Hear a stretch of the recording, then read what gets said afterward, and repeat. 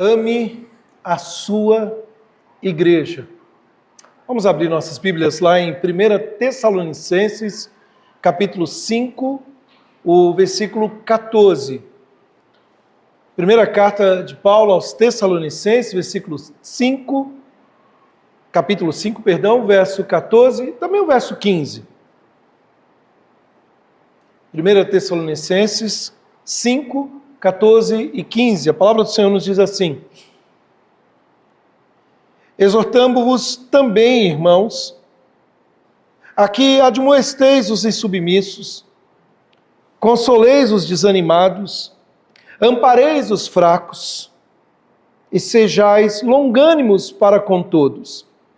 Evitai que alguém retribua a outrem mal por mal. Pelo contrário, segui sempre o bem entre vós e para com todos. Vamos orar? Ainda na tua presença, Senhor, nós clamamos que o Senhor nos fale ao coração.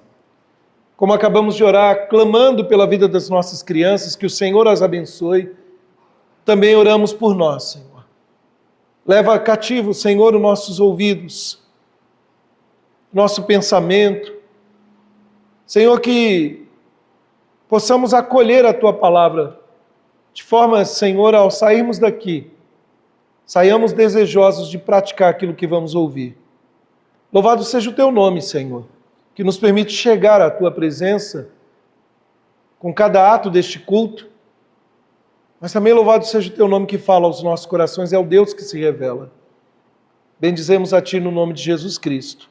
Amém e amém, Jesus. Meus irmãos, nós começamos na semana passada a falar um pouco sobre esse tema, ame a sua igreja. Semana passada nós falamos sobre por que eu devo amar a igreja, por que eu devo ir à igreja, por que eu devo participar da igreja. Falamos que o Senhor a edificou, o Senhor projetou a edificá-la. Falamos também que eu devo amar, porque o Senhor é dono desta igreja, Ele a comprou com seu sangue. E também porque Ele nos chamou para proclamar uma mensagem. Hoje, meus irmãos, eu gostaria de falar um pouco sobre maneiras de como amar a igreja, como amar a nossa igreja, maneiras de amar a sua igreja. É interessante que muitas e muitas vezes nós pensamos no amor de uma forma muito distante, muito abstrata. Não pensamos em algo palpável, prático. Veja, o que é um verdadeiro teste de amor?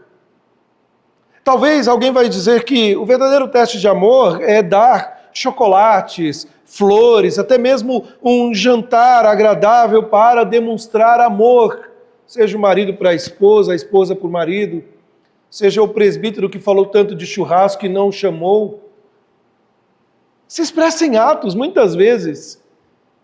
Talvez alguém vai dizer que amar é dar um presente caro. E aí, se você tem condições, talvez você dê um carro zero ou alguma coisa. De fato, algumas expressões até revelam um pouco este ato de amor.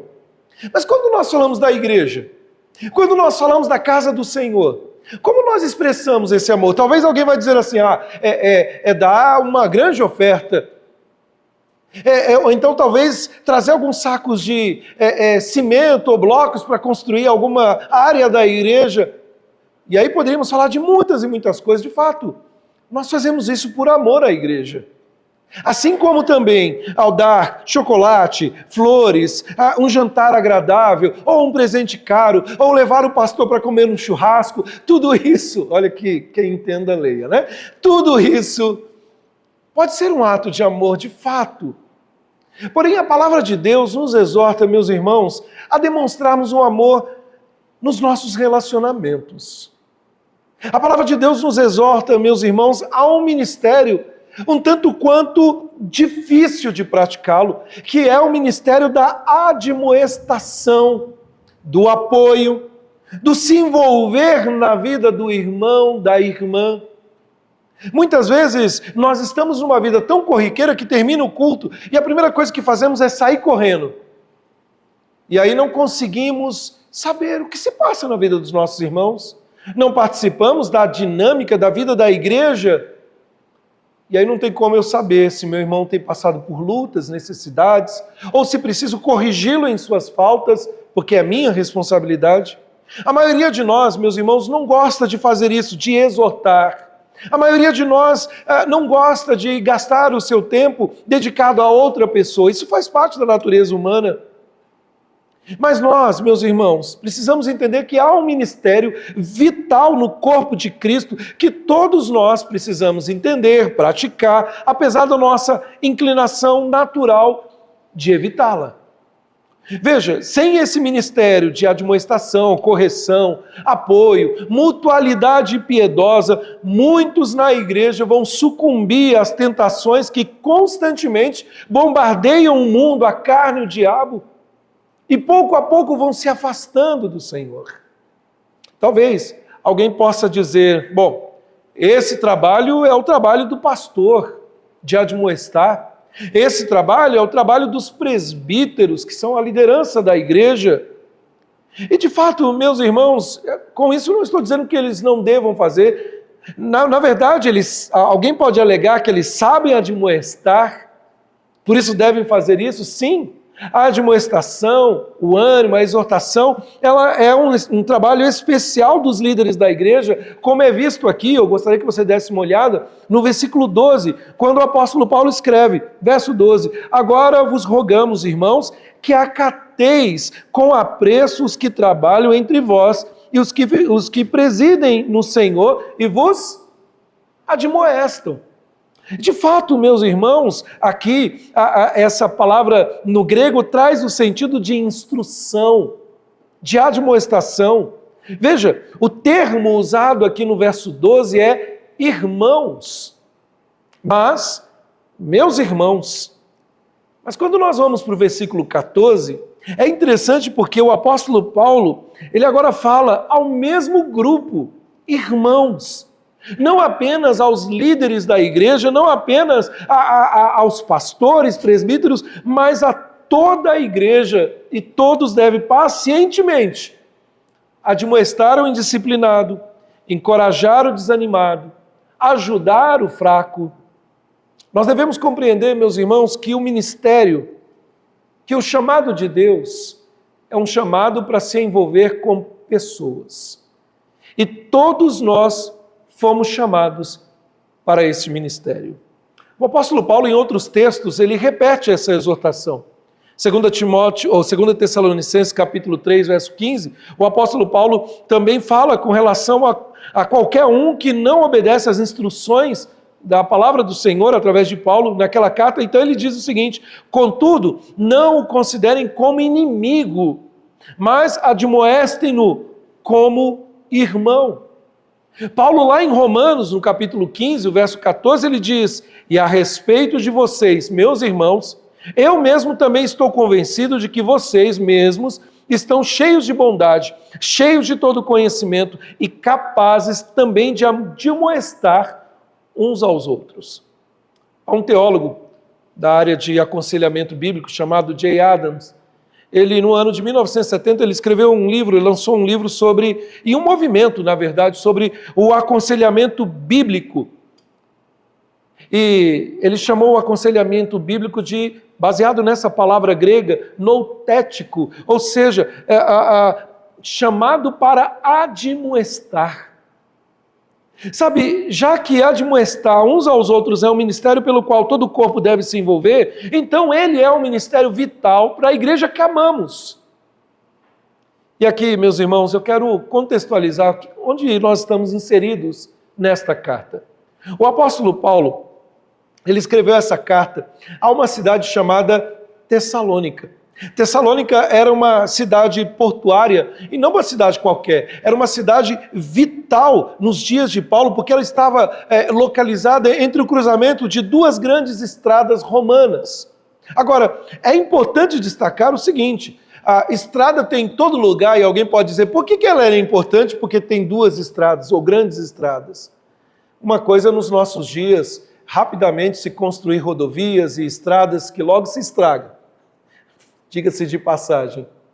Outra coisa, meus irmãos, é entender o sistema rodoviário naquele período, nos dias do apóstolo Paulo, entender que não havia muitas estradas e todas eram construídas à mão.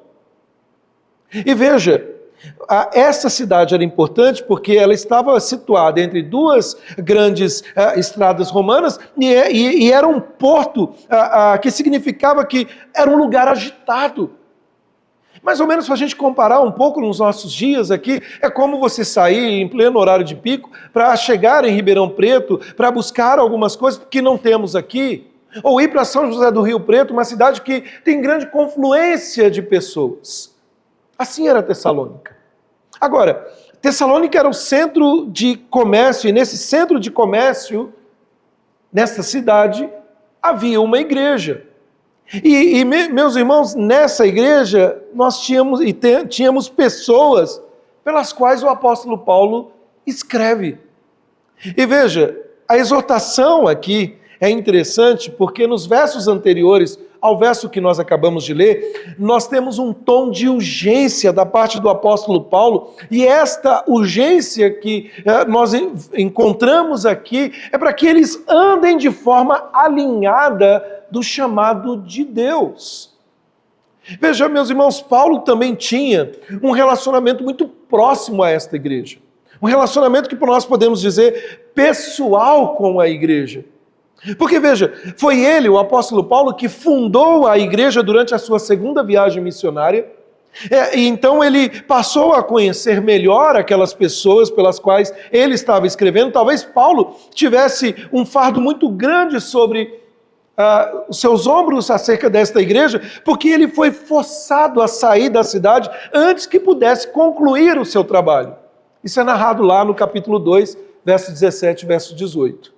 Paulo finalmente conseguiu enviar então um outro para pastorear e cuidar desta igreja. Ele enviou o seu filho, Timóteo, filho na fé, ali para ministrar nessa cidade, e ele soube que a igreja estava lutando. Os inimigos de Paulo e a sua mensagem começaram a espalhar mentiras, calúnias sobre ele, sobre Paulo. Paulo escreveu para defender o seu ministério, mas também ele escreve essa carta para corrigir os mal entendimentos doutrinários e instruir a igreja sobre a vida cristã. Meus irmãos, ao chegarmos nesse texto que nós acabamos de ler, o capítulo aqui, ou propriamente a partir do verso 12, ele é dividido da seguinte maneira. Verso 12 e 13, nós temos a instrução à igreja sobre como se relacionar com seus líderes, com apreço, apreciá-los, estimá-los, aqueles que trabalham entre vocês. Do verso 16 ao verso 22, Paulo discute como os crentes individuais devem se relacionar agora não só com os líderes da igreja, mas com Deus. E eles devem fazer isso de que maneira? Com alegria, com coração, com oração, com pureza, com inteireza de coração.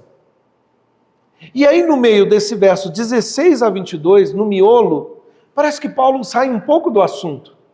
Porque ele fala do relacionamento com Deus, mas no verso 14 e 15, Paulo nos diz sobre como os crentes devem se relacionar uns com os outros. Parece que Paulo ele quer reiterar a ideia que o ministério que Deus tem para nós na igreja é um ministério baseado de pessoas e todos nós temos um chamado para fazê-lo e nós não podemos fazer de qualquer maneira, nós temos que fazer em amor. Nós vimos na semana passada, por que eu devo amar esta igreja? Porque primeiro não é minha. Mas eu amo o meu Senhor, o Senhor Jesus, por isso eu amo a sua igreja.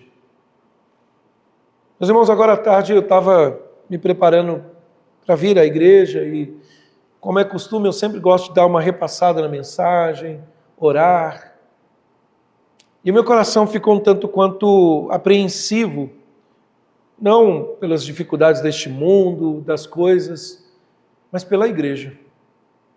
E eu estou dizendo não a igreja do vizinho, estou falando a igreja presbiteriana de Jaboticabal. E propriamente no meu momento de oração ali, de leitura, eu fiquei pensando, por que o amor de Cristo não nos constrange? Foi o texto que eu escrevi lá no nosso grupo. Por que eu sou levado muitas vezes a brilhar os meus olhos para tantas coisas neste mundo e a amar tantas coisas neste mundo e eu não consigo amar a sua igreja?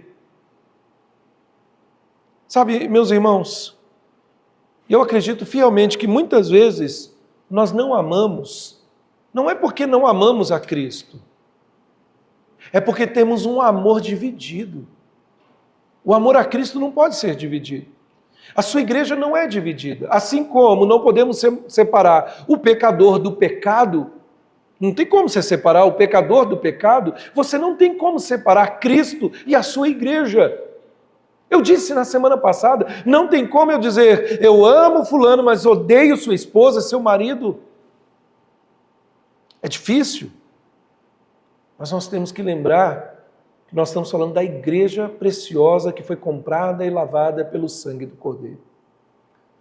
E eu quero, meus irmãos, falar um pouco exatamente como devemos mostrar amor à igreja de Cristo.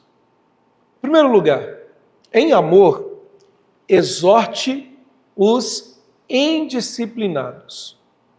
Em amor, exorte os indisciplinados. Veja, a primeira estratégia relacional para se envolver no ministério com pessoas, demonstrando o seu amor, é alertar os que são indisciplinados. Se você der uma olhada no verso 14, ele começa dizendo, ele usa uma outra expressão, né?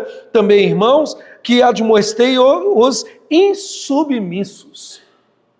Veja, Paulo ele começa essa sessão, ou propriamente no meio dessa sessão, usando a palavra admoestar. E admoestar, ela é traduzida como exortar, significa apelar. Veja, há um senso de urgência que Paulo está nos dizendo aqui, há um apelo ardente sobre como os crentes são uns para com os outros. E observe o contraste aqui no texto, e uma progressão no texto. No verso 12, Paulo simplesmente diz, nós vos pedimos, ele diz assim, vos rogamos, no verso 12. Mas a palavra que aparece agora no versículo 14 é uma palavra de intensidade. Exortamo-vos também, irmãos. Sabe, e com isso, parece, meus irmãos, que Paulo ele está agora implorando. Trate os seus irmãos com seriedade. Ame-os ao ponto de exortá-los. Veja, meus irmãos, como crentes que se relacionam uns com os outros na igreja, este é um tópico que Paulo tem prazer de dizer, é um tópico que a gente poderia dizer apaixonante, a mutualidade, o cuidado uns pelos outros. Paulo diz aos seus leitores para advertir os insubmissos, que pode ser traduzido como indisciplinados. Advertir, meus irmãos, essa palavra, admoestar, ela carrega a ideia de instruir. Na verdade, essa palavra é de onde nós obtemos a palavra aconselhamento. Sabe, Paulo essencialmente ele diz, dê a eles uma dose saudável de aconselhamento, é colocar algo na mente de alguém, é trazer uma deficiência à atenção, algo que a pessoa não estava vendo. No uso secular desse termo no dia a dia, é tirar de lado alguém que involuntariamente deu um relato falso de algo para instruí-lo e avisá-lo. Ou numa língua comum, talvez você já ouviu isso, é chamar de canto. Você já chamou de canto alguém? Você já foi chamado de canto também? Basicamente, meus irmãos, isso indica uma influência corretiva sobre alguém. Observe que quem essa influência está, ou sobre quem está essa influência. Paulo nos chama, e a palavra grega aqui, ataktos, traz a ideia de desordenados, indisciplinados, literalmente preguiçoso, ou insubordinado, insubmisso. O termo era usado no meio militar, quando o soldado estava fora da sua patente, quando o soldado estava fora da linha. Paulo instrui a igreja de Tessalônica a corrigir esse sujeito. Meus irmãos, nós muitas vezes não queremos corrigir o outro, porque não queremos passar por pessoas chatas. Nós preferimos, e eu não estou dizendo aqui que você está fazendo, eu estou falando nós, num sentido de que muitas pessoas preferem deixar o outro irmão andar de forma desordenada do que corrigi-lo em amor. Veja, às vezes nas igrejas há pessoas ociosas, indisciplinadas, pessoas que são disfuncionais em seu ministério, pessoas que estão fora da linha ou fora da classificação.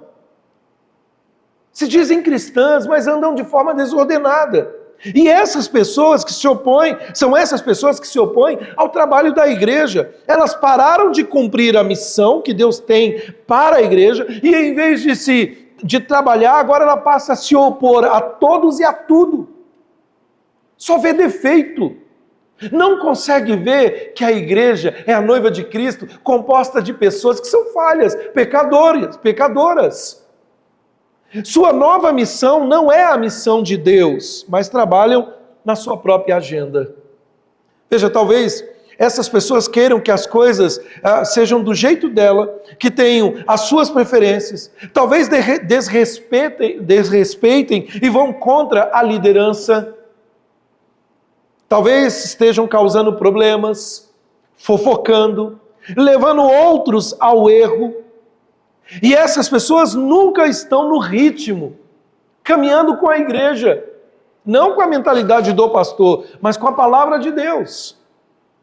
E aí, meus irmãos, elas não entram no que podemos chamar do planejamento da igreja, da jornada da igreja. Em vez disso, se torna um obstáculo, uma oposição a tudo o que Deus está fazendo na sua igreja. Tinha nos dias de Paulo, meus irmãos. Tem nos nossos dias hoje, se opõem, criticam, não apoiam, e essas pessoas são dignas de exortação. Muitas vezes as pessoas que mais criticam são aquelas que deixam de cumprir o seu dever. E Paulo aqui, meus irmãos, dá estratégias específicas para lidar com essas pessoas. Advertir, admoestar. Ele quer que nós os alertemos, ou sejamos alertados quando estamos falhando. E Paulo, ele chama a atenção desse admoestar para mostrar a sua deficiência, apontar para eles e mostrar os erros em seus caminhos. É isso que Paulo tem em mente quando ele fala sobre alertar os insubmissos ou indisciplinados. Saliente, meus irmãos, que se continuarem indo nessa direção, vai acabar mal. É triste dizer, meus irmãos, mas muitas vezes é assim que acontece nas igrejas. Muitas vezes vemos pessoas contenciosas, que são deixadas para caminhar segundo sua vontade. Muitas vezes permitimos que vivam no erro e não a corrigimos porque achamos que isso é função só do pastor ou do conselho. Hoje pela manhã nós tivemos a aula que nos fala dos meios suasórios, ou seja, dos meios que Deus dispôs à sua igreja de procurar ao irmão para que se resolva, para que tenham o perdão. Mas ao invés disso, meus irmãos, nós deixamos que as pessoas explodam ou implodam de dentro para fora, quando não conseguem fazer o que querem. E permitimos que pessoas fofoquem, sussurrem sobre algo que não gostam. E permitimos, meus irmãos, que simplesmente continuem a viver desse jeito. Olha para mim, meu irmão, por amor à igreja, lute pela pureza da igreja. Nós precisamos lutar pela pureza da igreja. Ah, mas o que vão pensar de mim?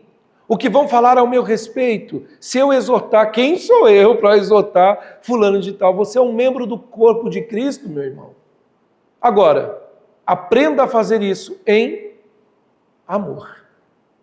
Observe, Paulo, ele fala que essa responsabilidade é a responsabilidade de toda a igreja. Não é apenas para pastores, para líderes da igreja, não. Sabe, de fato, é função do pastor aconselhar, é função do pastor guiar as suas ovelhas. Mas nós precisamos, meus irmãos, entender que isso é responsabilidade de todos nós. Haverá pessoas indisciplinadas, contenciosas, ociosas na igreja. Não os deixe continuar assim. por amor a Cristo, por amor à sua igreja, por amor a seus irmãos. E Paulo diz, faça isso, exorte-os. Estava pensando aqui, meus irmãos, muitas vezes eu tenho um dos ministérios que demanda bastante tempo, é o aconselhamento. E uma das coisas que eu tenho percebido é que muitas vezes as pessoas que procuram aconselhamento, elas não procuram aconselhamento para uma solução. Me perdoe, não estou aqui dizendo de pessoas específicas, mas muitas vezes procuram aconselhamento para ouvir aquilo que elas querem ouvir. E quando o aconselhamento não agrada, dizendo, você precisa se corrigir e mudar, aí a porta fecha. Paulo está dizendo, meus irmãos, que nós não temos, em nome do amor, fechar os olhos e sermos coniventes com o erro e olhar, ver meu irmão fazendo coisas erradas e simplesmente fechar os olhos e dizer, não, em amor, o amor aceita tudo. Eu sou chamado para exortar o indisciplinado, o insubmisso, porque eu quero ser melhor, porque eu quero ser visto como o... Não. Por amor à igreja de Cristo. Mas, meus amados irmãos, há uma segunda estratégia de relacionamento que podemos praticar. Além de admoestar o insubmisso, nós podemos nos envolver no lado de pessoas que estão cansadas. Veja, o texto diz algo precioso, em amor, encoraje os cansados. Olha lá o texto, vamos continuar. Ele diz assim, consoleis os desanimados. Meus amados irmãos, a palavra que aparece aqui, traduzida por consolar, ela pode ser traduzida por encorajar os cansados. Encorajar carrega a ideia de estar ao lado de alguém, de confortar, de consolar, de ser amigo. Veja, cansado é alguém que está desanimado. O texto aqui traduz, meus irmãos, pelos desanimados, significa literalmente fraco de alma. Esta pessoa é alguém que está sobrecarregada com os fardos da vida. Talvez seja uma pessoa ansiosa, preocupada. São aquelas pessoas que cedem ao medo, ao desânimo. Alguns descreveram isso como tímidos. Esse tipo de pessoa é o tipo de pessoa que vive com medo. Eles têm medo de mudanças, eles têm medo de qualquer coisa nova, eles não querem ofender as pessoas e se importam muito com o que os outros pensam. Eles temem o desconhecido. Eles estão cansados. Então nunca acabam fazendo nada. Sua alma está esmagada, está fraca sobre tudo, estão sobrecarregados. E eles olham para tudo e dizem assim, não, não vou falar nada, deixa eu ficar no meu cantinho. Porque muitas vezes nós pensamos no cansado, no desanimado, com alguém que carrega um peso, como o Pica-Pau naquele desenho lá, quando ele carregava, dizendo, oh céus. Mas muitas vezes não percebemos que há pessoas que estão demonstrando um vigor externo, mas estão cansadas da igreja de Cristo. E a essas, meus irmãos, o texto nos lembra, devemos apoiá-las. Você conhece alguém assim? Alguém que está cansado?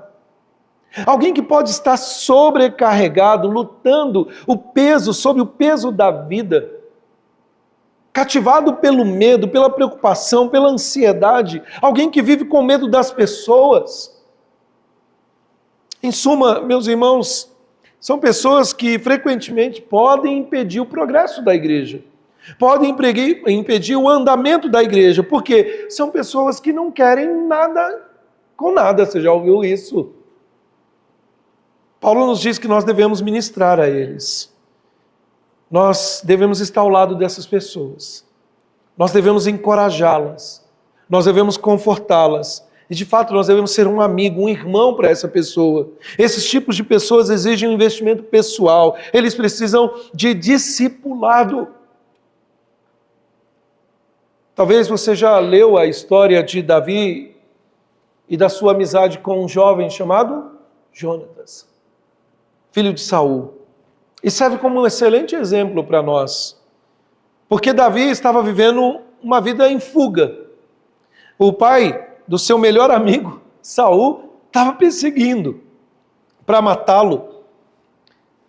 Davi vai se refugiar numa caverna, a caverna de Adulão, e ali várias pessoas vêm, tudo corajosos, né? Vencedor. Não! Quem vai se chegar perto de Davi são pessoas endividadas, com problemas, com dificuldades. Talvez Davi estivesse cansado, e de fato isso aponta Davi cansado, talvez desanimado. Mas lá em 1 Samuel, capítulo 23, verso 16, nos fala sobre Jonatas, filho de Saul. E aí diz o texto que ele se levantou e foi ter com Davi em Horesa, e o encorajou em Deus. Deixa eu te perguntar, meu irmão, você está disposto a encorajar a vida do seu irmão? É assim que nós devemos nos relacionar uns com os outros como crentes, meus irmãos. E isso é para todos. Não é apenas uma instrução para a liderança da igreja, para os pastores, presbíteros, é para cada membro. E eu gosto, meus irmãos, de dizer às pessoas, guarde essa frase que eu vou dizer para você, se precisar eu vou colocar lá no grupo hoje à noite.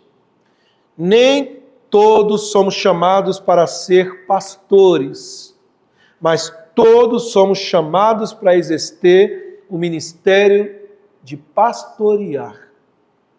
Quando a gente aprender isso, eu não sou pastor, mas eu pastoreio, seja a minha casa, seja o meio que eu estou, a minha igreja, faz toda a diferença. Aqueles que estão cansados devem ser capazes de encontrar conforto no meio de nós. Nós precisamos alcançá-las e encorajá-las.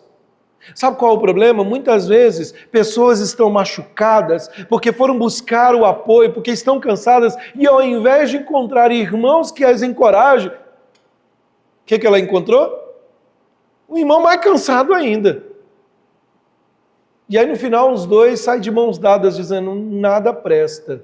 Cuidado com quem você procura, você que está cansado. E eu preciso, meus irmãos, dizer isso para você. Você pode encorajar alguém hoje. De que maneira? Os bancos estão vazios aqui. Talvez alguns viajaram, louvado seja Deus, abençoe a vida de cada um. Mas há irmãos que estão tristes, cansados. Que tal uma ligação, uma visita, um tempo de oração junto com essa pessoa? Quem nessa categoria talvez não seja um encorajador ou animador daquele que está cansado, mas que hoje está com a sua alma fraca, precisando de investimento, meu irmão, minha irmã, tenha coragem de procurar ajuda. Não precisa só do seu pastor, só da sua liderança, dos seus presbíteros, você tem seus irmãos. Mas há uma terceira, meus irmãos, estratégia relacional aqui, além de admoestar aquele que está fora do compasso, de admoestar o insubmisso, além de encorajar aquele que está cansado, o apóstolo Paulo diz mais, em amor, apoie os fracos. Veja o texto, continue comigo. Diz assim, que consoleis os desanimados e ampareis os fracos. No versículo aqui, meus irmãos, Paulo simplesmente diz, apoie os fracos. Talvez seja alguém que esteja rastejando na sua vida espiritual a ponto de desistir, de abandonar tudo. E essa pessoa é uma pessoa fraca não porque ela está astênica, não porque essa pessoa não se alimenta, talvez por fora ela é até forte, mas é uma pessoa que é fraca na fé. Paulo já havia dito isso, que há os fortes e os fracos na fé. Talvez é uma pessoa que está sobrecarregada, suscetível ao pecado. Eles são novos crentes, talvez crentes que ainda vivem na dúvida o que é uma vida santa, o que poderíamos chamar de crentes mundanos. Talvez não tenham muito conhecimento da Bíblia, não são muito fortes, seguros na fé. Eles têm muito a crescer, precisam de ajuda.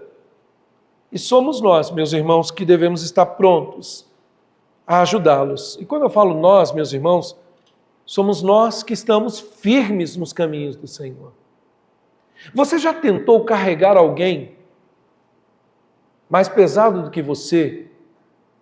Ou já tentou carregar alguém você estando fraco? Você sabe o que acontece, né? Quando eu estava lendo esse texto, eu lembrei do meu sogro, e ele teve 2 AVCs, o irmão já sabe disso, e ele perdeu bastante peso, com quase 40 e poucos quilos, e houve um dia que ele estava em casa que deu um mal súbito nele, ele quase desmaiou, e eu apoiei para segurá-lo. Meus irmãos, com 40 quilos, quase que eu caio junto.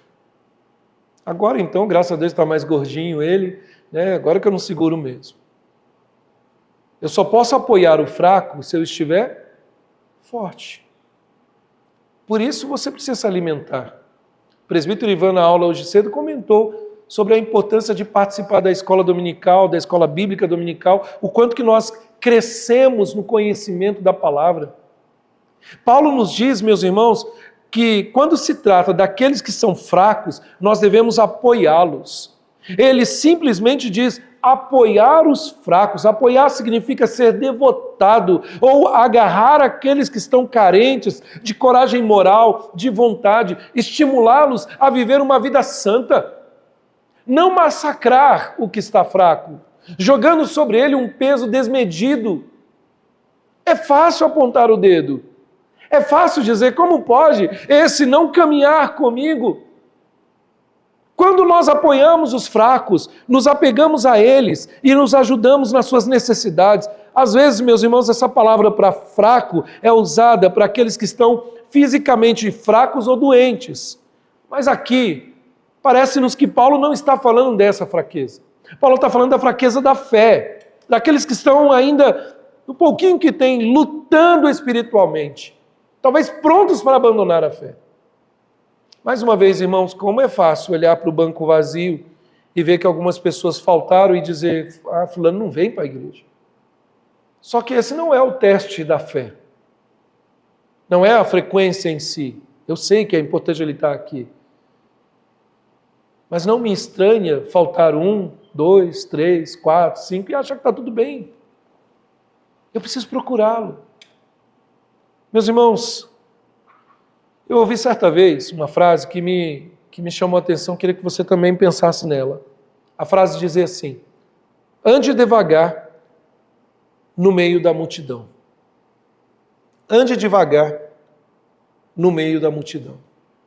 E esse pastor, ele mencionou essa frase porque o ponto dele era que há muitas pessoas com as quais nós entramos em contato diariamente, seja dentro da igreja, fora da igreja. E se nós ficarmos presos à correria da vida, nós podemos perder aqueles que precisam de nós. Mas se nós andarmos devagar, olhando ao redor, podemos descobrir que há pessoas que estão fracas, que precisam de nós.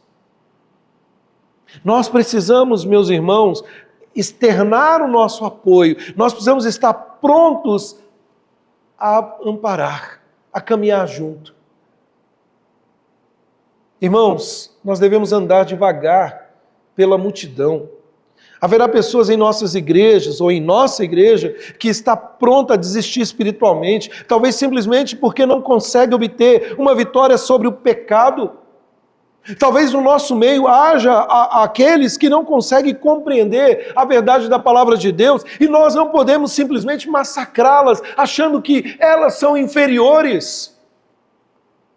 Talvez essas pessoas questionam por que eu deveria orar, por que a igreja realmente faz diferença. Seja você, meu irmão, a diferença na vida do seu irmão.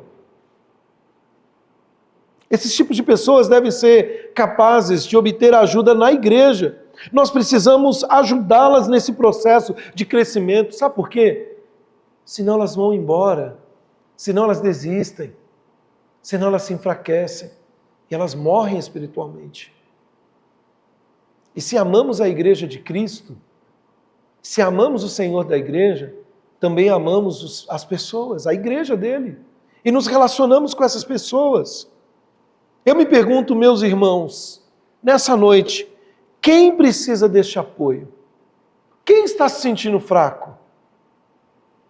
Quem hoje precisa de um amparo? Talvez você não se sinta capaz de apoiar. Talvez você seja aquele que está precisando de um apoio. Meu irmão, não fique preso nessa bolha, nessa casca. Procure um irmão. talvez um irmão em dificuldade, talvez alguém que perdeu recentemente um ente querido, talvez alguém que está sem a família por perto. Discipule, caminhe junto, mas sem correr. Como nós devemos apoiar o fraco, irmãos? Precisamos de abertura, precisamos de oração, precisamos de responsabilidade, ou seja, se você tem uma fraqueza envolvendo pecado aparentemente invencível, busque ajuda, irmão. Se está algum pecado que você sabe que tem te enfraquecido, busque ajuda antes que você morra. E não estou dizendo fisicamente, mas longe de Deus. Busque ajuda. Mas se você, meu irmão, tem identificado problemas, vá ao seu irmão. O presbítero Ivan leu o texto de Mateus 18 hoje e aquela palavra me saltou aos olhos como nunca tinha saltado. Ganhaste a teu irmão. Que coisa bonita, irmãos, quando nós corrigimos os faltosos, quando nós animamos os desanimados, quando nós apoiamos os cansados. Quarto lugar, em amor, seja paciente para com todos. Olha o verso 14, o finalzinho. E sejais longânimos para com todos. Meus irmãos, o apóstolo Paulo ele diz que nós devemos ser pacientes com todos. Paulo, ele está dizendo todos. E quando ele fala todos, são alguns, não é isso? Todos, irmãos. Sejam os indisciplinados, sejam os cansados, os fracos ou qualquer outra pessoa que nós vamos encontrar ao longo da nossa caminhada cristã, nós devemos responder a eles com paciência. Nós devemos persistir com eles pacientemente. Irmãos, preste atenção. Tem gente que testa a nossa paciência, não é verdade? Não tem? Tem gente que você fala assim, Senhor, eu estou já tendo paciência demais. Mas você já parou para pensar que você talvez está testando a paciência de alguém? Eu acho que o fato de o apóstolo Paulo mencionar aqui paciência implica que há aqueles em nossas vidas, em nossa igreja, que vão de fato precisar de paciência. Isso, meus irmãos, é algo que é desenvolvido. Algumas pessoas são desafiadoras, algumas pessoas testam a nossa paciência, mas elas só precisam da nossa resistência. Talvez essas pessoas sejam cansativas, aquelas em quem nós investimos tempo, investimos toda a nossa atenção e parece que elas nunca crescem. Já pensou se Deus desistisse de nós? Por sermos pessoas tão difíceis, falhas, pecadoras. Aqueles que sabem que precisam fazer nas suas vidas espirituais, mas nunca tem mudança. E a gente perde a paciência. Meus irmãos, eu vou usar uma palavra simplória aqui, eu estou curtindo demais a maturidade, as barbas brancas. E eu vou explicar. Eu sempre fui muito impaciente, agitado, e agora parece que eu estou mais tranquilo a lidar com pessoas. Sempre aprendi a lidar com pessoas, tenho lidado há muito tempo com pessoas, mas parece que agora você começa, com a maturidade, seja cristão, da própria vida, a entender que pessoas são diferentes e que o processo de cada uma é diferente. Por isso, seja paciente, seja longânimo. Muitas pessoas são indisciplinadas, não espirituais, talvez por causa da frustração que vem acarretando na sua vida, trazendo coisas. Talvez tem pessoas que são carentes, pegajosas, difíceis. Mas pessoas precisam de pessoas. E precisam ser tratadas. E em amor, se você ama o Senhor da igreja e ama a sua igreja, você precisa entender, como a palavra de Deus diz, que você tem que ser longânimo. A palavra longânimo aqui significa literalmente longânimo para a ira. Longânimo carrega a ideia de suportar alguém por muito tempo. Com quem nós devemos ser pacientes, meus irmãos? Nós devemos ser pacientes com todos. É fácil estar numa roda com pessoas alegres, pessoas que nós gostamos. É fácil estar com alguém comendo um churrasco que foi prometido. É fácil estar com alguém em vários lugares prazerosos. Mas e aquelas pessoas difíceis? Aquelas que não crescem, que não desenvolvem? Talvez você possa até pensar, bem, é que você não sabe quem é o meu colega de trabalho, é que você não conhece de fato quem é fulano na igreja. De fato, meus irmãos, existem algumas pessoas que testam a nossa paciência, que nos irritam, mas essa declaração significa amar a igreja é ser paciente com toda a igreja. Deus não te chamou, meu irmão, para ser o vingador, o carrasco, o super crente que não tolera aqueles que estão caindo, fracos. Não, uma das vertentes do fruto do Espírito é paciência, longanimidade.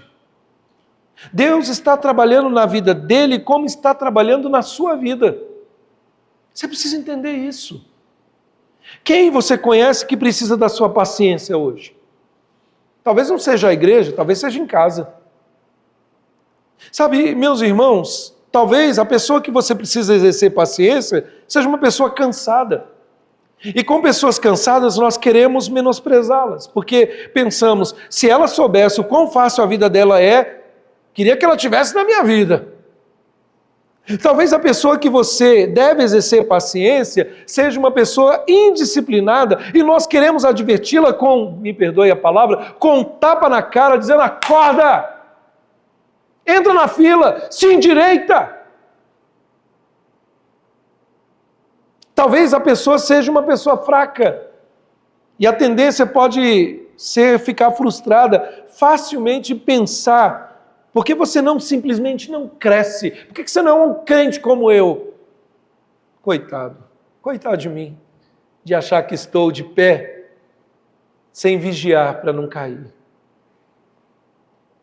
Nosso maior exemplo de paciência, meus irmãos, é o Deus Pai, que em sua paciência com o povo de Israel, o povo de Israel começou a se afastar, mas Deus pacientemente continuou atraindo de volta para Ele.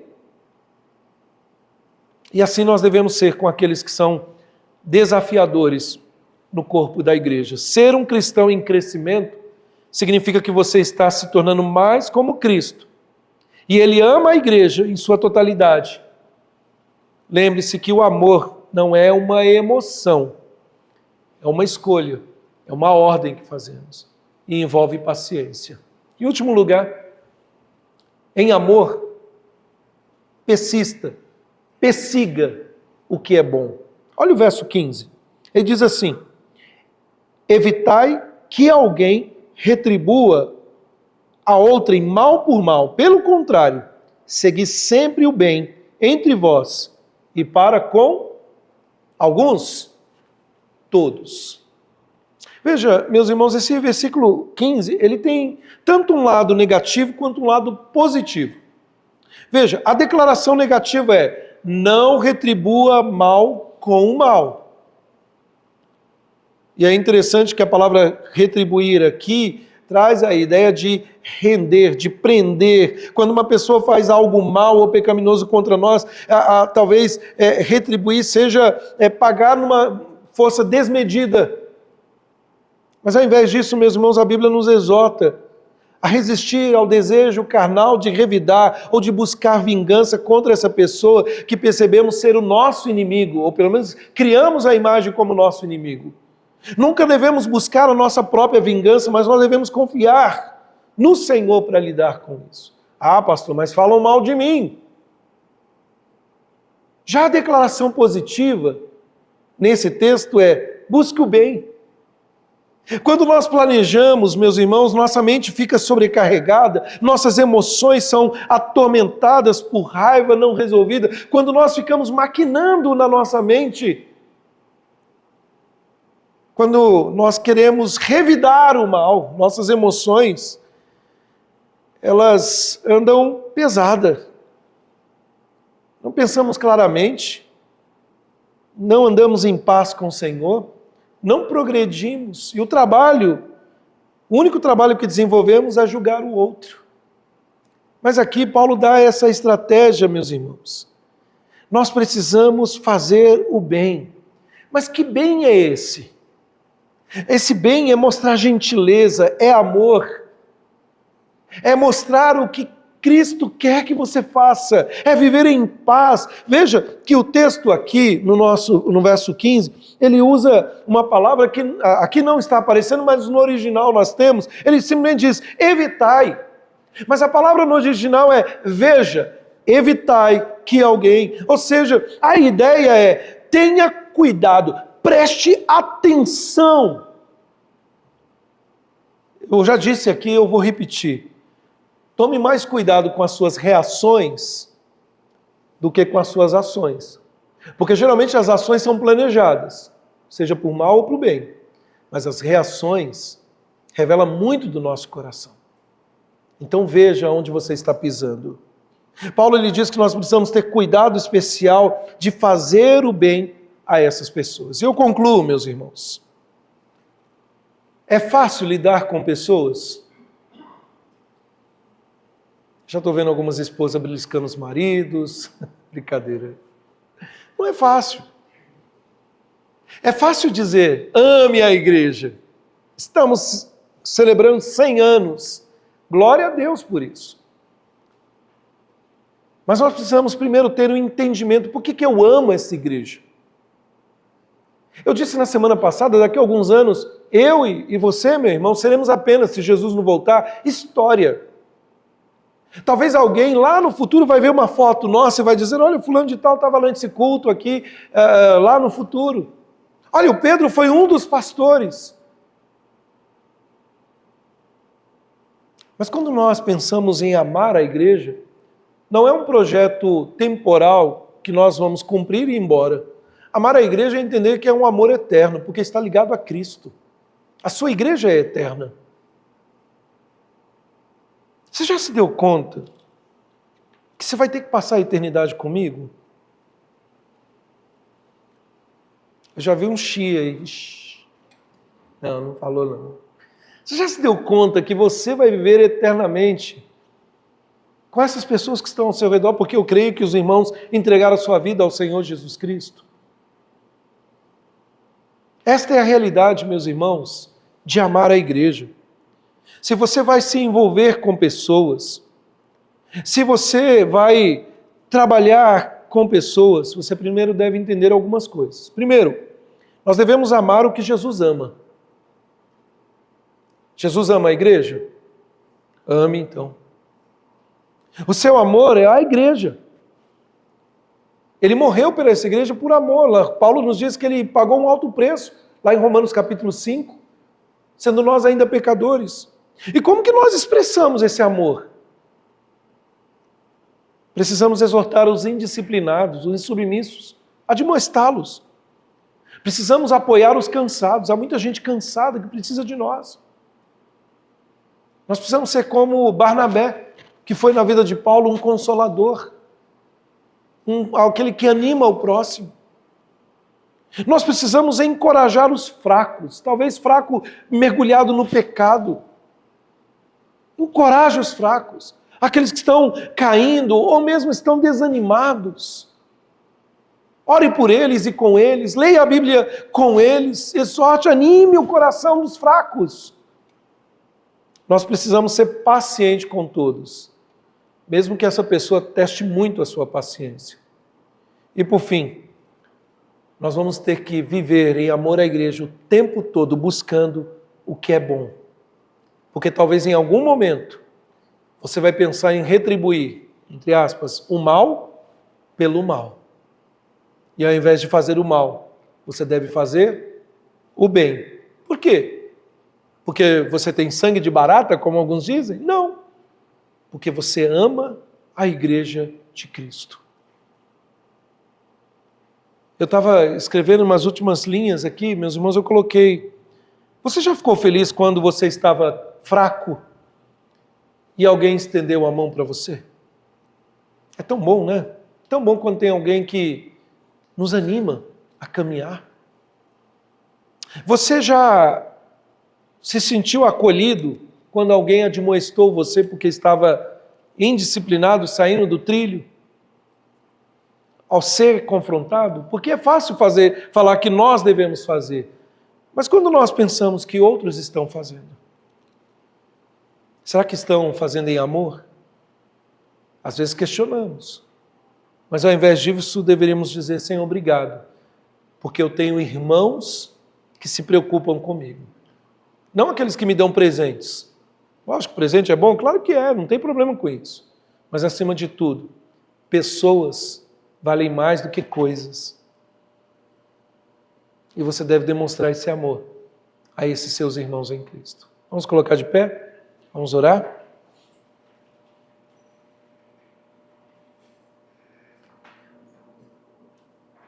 Senhor Deus, eu te agradeço porque somos a tua igreja, estamos envolvidos na tua igreja. Pedimos, ó Deus, que o Senhor nos ajude, mesmo que não nos enquadremos em qualquer uma das categorias que tratamos aqui, ó Pai, mas que o Senhor nos ajude a sermos diligentes na obra do Senhor. Nos ajude, ó Pai, a, em amor, animar tua igreja, teu povo, a admoestar, ó Deus, aquele insubmisso, porque amamos o Senhor da igreja e a sua igreja. Ajuda-nos, ó Pai, a apoiar o cansado. Ajuda-nos, ó Deus, a encorajar os fracos. Ajuda-nos, ó Pai, a ser paciente e fazer tudo para a glória do Senhor, buscar o que é bom. Ó Deus, mas nem sempre é fácil. Muitas vezes o nosso eu quer prevalecer. Por isso clamamos, ó Deus, nos abençoe, Pai. Nos ajude a viver para Ti. Nos ajude, ó Pai, a caminhar com o Senhor. Pai, nós amamos essa igreja. Nós amamos o Senhor. Ajuda-nos, ó Deus, a ser uma igreja forte, que cresça na graça e no conhecimento do Senhor, demonstrando o amor com o qual nós fomos amados. Assim nós oramos em nome do Senhor Jesus Cristo. Amém e amém, Jesus. E agora, meus amados irmãos, vós que antes não erais povo, mas agora sois povo de Deus. Vós que antes não tinhas misericórdia, mas agora alcançaste misericórdia. Que a graça do nosso Senhor e Salvador Jesus Cristo, que o amor de Deus, o nosso eterno Pai, e que as consolações do Espírito Santo de Deus repouse sobre cada um de vós, meus irmãos, hoje, amanhã e por todo sempre. Amém e amém, Jesus.